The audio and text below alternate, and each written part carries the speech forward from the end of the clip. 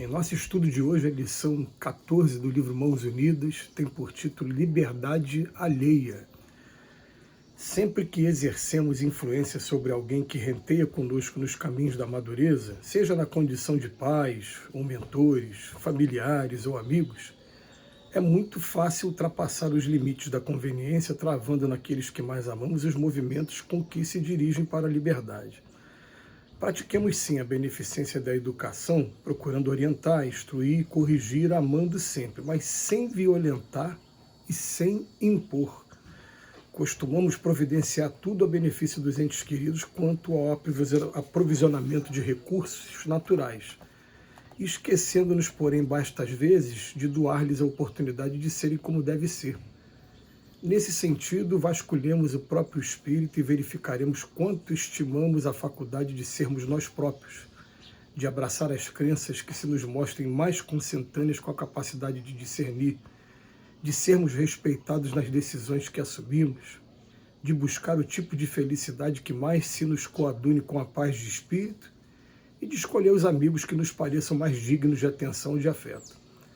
Ainda quando nos enganemos, sabemos aproveitar a lição para subir na escala de nossa adaptação à realidade, debitando-nos os erros e fracassos com que sejamos defrontados sem razão para nos queixarmos dos outros.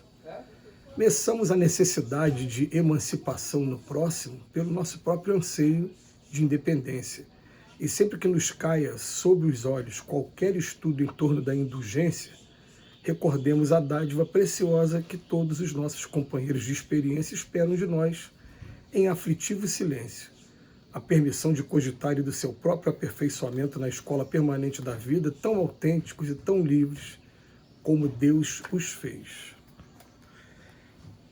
E sempre que a gente tem acesso a uma lição como essa, a gente lembra mais uma vez que no estudo do Livro dos Espíritos, no estudo da codificação kardeciana, os espíritos vão ser unânimes. O maior obstáculo nosso aqui na Terra se chama egoísmo, vaidade e orgulho.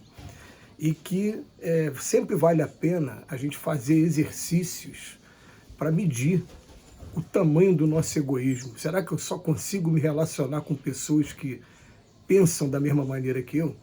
Eu já alguma vez procurei me arriscar a conviver com pessoas que professam religiões diferentes da minha, que têm convicções políticas, filosóficas diferentes da minha, e a gente vai aprender, quando começar a ter esse contato, que são valores diferentes, que são valores que, na grande maioria das vezes, se devem ao fato do Instituto da Reencarnação ter matriculado a gente num determinado local, e a gente teve aquela formação de pai, de mãe, aquele carinho, aquele sentimento todo, e que por conta disso a gente preserva, e ele é muito válido que seja preservado mesmo. Eu me lembro, por exemplo, de uma amiga que ela foi criada na Igreja Batista pela mãe, e quando a mãe desencarnou, ela veio falar para a gente, falou, engraçado, depois que minha mãe desencarnou, o consolo pela morte dela, para suportar e entender essa ideia de continuidade, eu vim conquistar, adquirir quando eu conheci a doutrina espírita, mas em reverência à mãe, eu, se estivesse no lugar dela, não sairia nunca da Igreja Batista, né, fazendo homenagem à mãe. Ou então, até se ela se tornasse espírita, ela pelo menos frequentaria a ponto de prestar essa homenagem. Será que a gente já se permitiu fazer isso algumas vezes, conhecer pessoas que são diferentes da gente? Porque a gente percebe pessoas, né, e percebe muito disso na gente também. A gente consegue se dar muito bem quando encontra aquela pessoa com o mesmo gosto musical, o mesmo gosto para leitura, o mesmo gosto de poesia. Mas você, quando tiver esse choque cultural, você vai estar aprendendo a selecionar mais e aprendendo até mesmo a conquistar novos valores também, nessa coisa da comparação.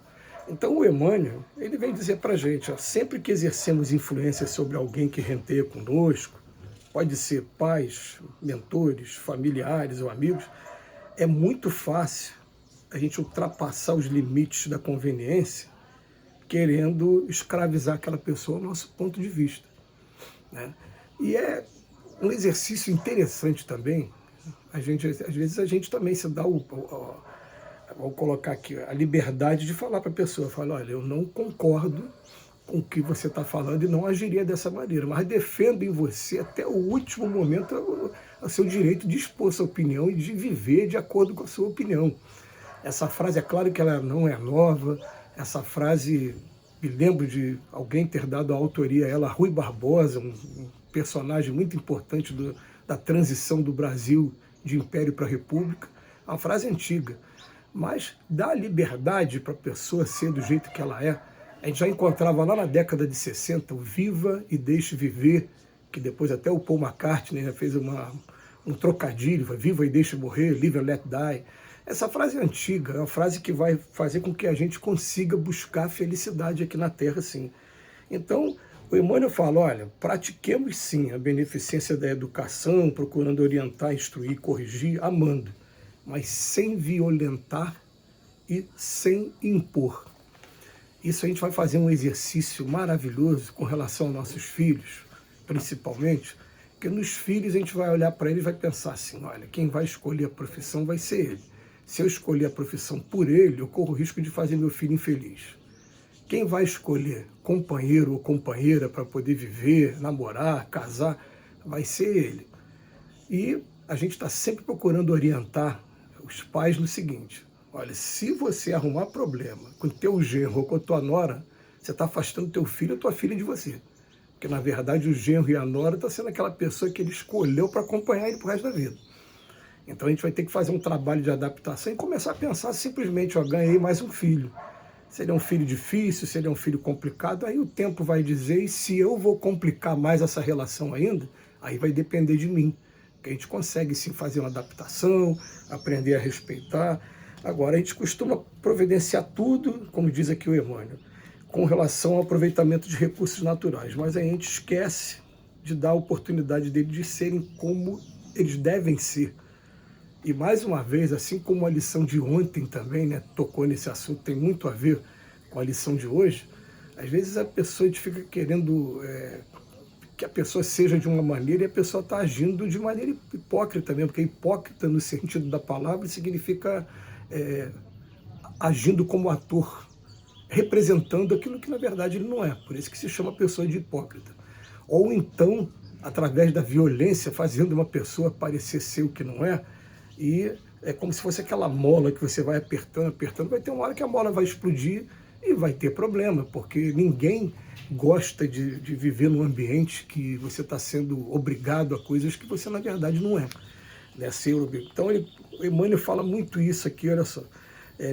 Vamos vasculhar o próprio espírito, a gente mesmo, e não ver. Olha que coisa profunda que o Emmanuel nos convida aqui. Não é tão bom a gente ter a faculdade de ser eu mesmo, de abraçar minhas crenças, de ser respeitado nas minhas decisões, mesmo que elas pareçam erradas, ou sejam até erradas num primeiro momento, mas deixa eu quebrar a cara, eu vou quebrar a cara, eu vou aprender depois a fazer o certo. Mas tem coisa que a gente só aprende fazendo, né? Aí depois ele fala aqui de buscar o tipo de felicidade que mais se coadune com a minha paz de espírito, ou então os amigos que pareçam mais dignos da minha atenção.